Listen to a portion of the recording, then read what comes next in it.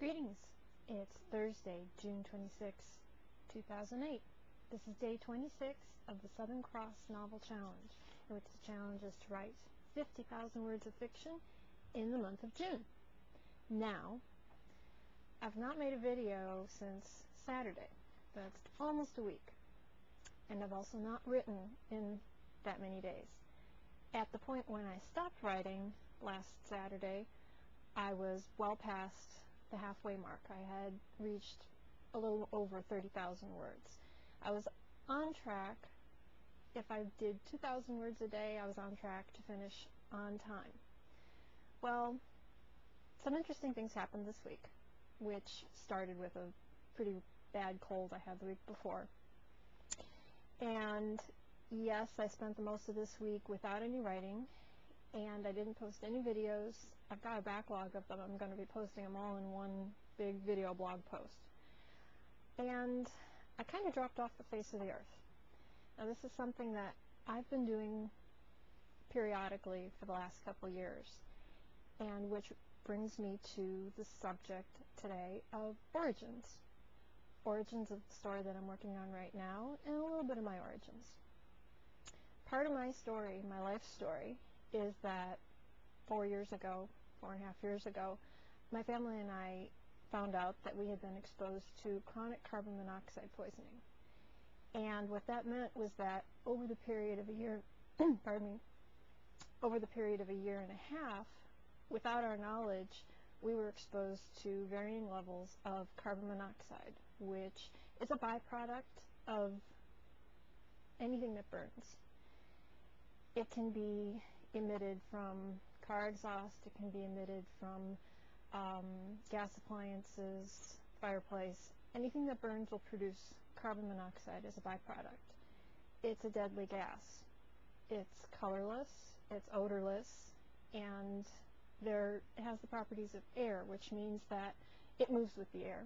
As air warms and rises, carbon monoxide will go with it. It'll sink when it gets cold, it'll move from room to room.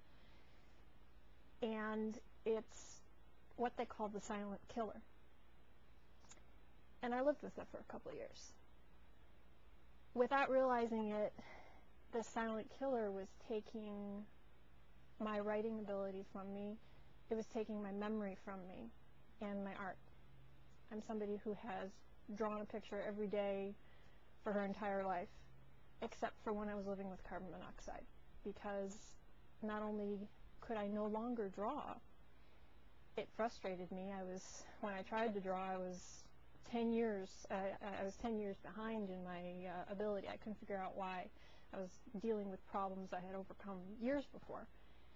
But not only was I losing my ability, but I was losing my drive. I had no ideas, I had no thoughts, I had no desire to draw. At that time, I was working on a science fiction novel, and I had a goal plan for that one as well, and I was 2/3 of the way completed. I don't remember how many words I had, but it was well past 50,000.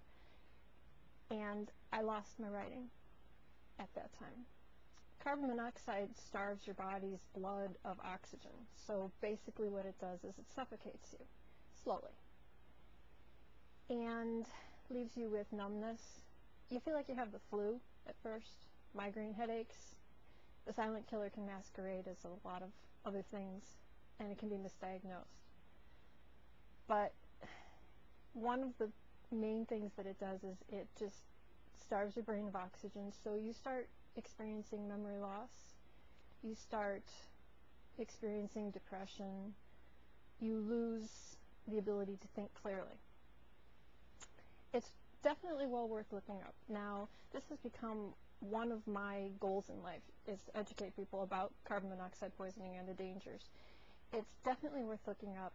You can search for carbon monoxide poisoning on Wikipedia. They've got a pretty good article there, some resources. Or you can come to my blog. I've got plenty of posts there with a lot of information. So please definitely check it out.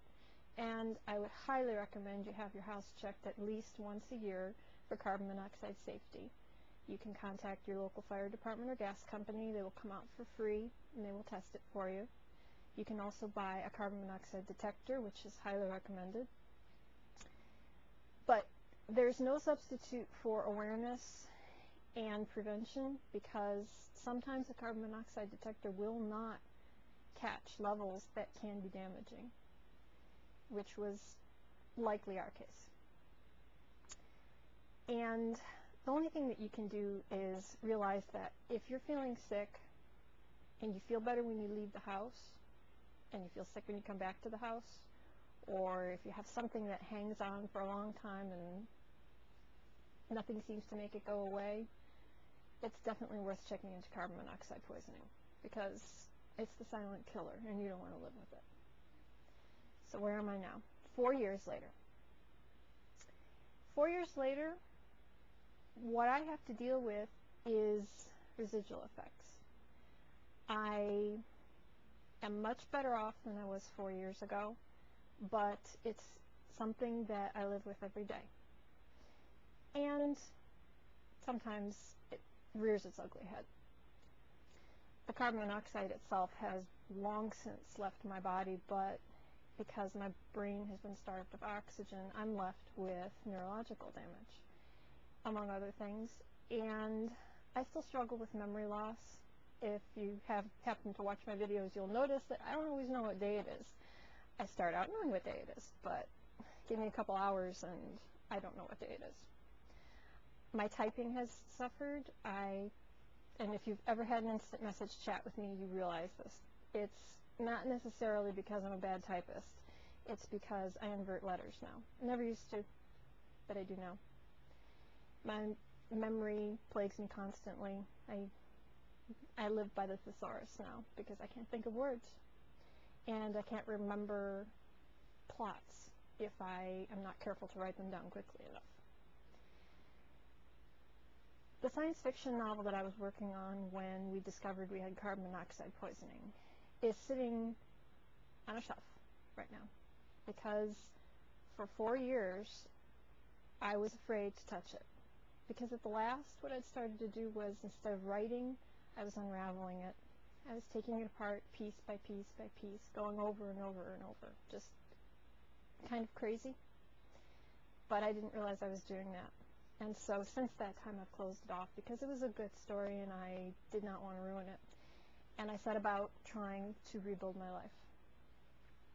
I worked on trying to get myself back at first, because everything that I was, a great deal of things that made up what I considered to be myself, had been taken from me. My art and my writing are definitely a part of my life and a part of my personality, who I am and how I express myself, and I could no longer express myself through those mediums.